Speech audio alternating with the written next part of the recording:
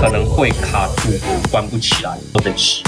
从板桥车站那边骑华江桥下来之后，你起火是不是放油门滑行，或是到红绿灯停了？红绿灯停的时候嘛，是有发生过一次吗？对，车行会做一件事情叫大保养，你有很久没做这件事情吗？好像蛮久，他没有叫我去保养。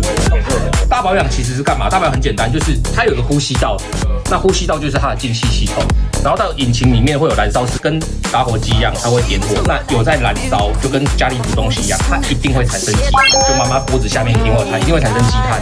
积碳达到一定的厚度，它会剥落，可能会卡住，关不起来，会造成不好发动。我们比较常遇到，尤其是华江桥是大魔王。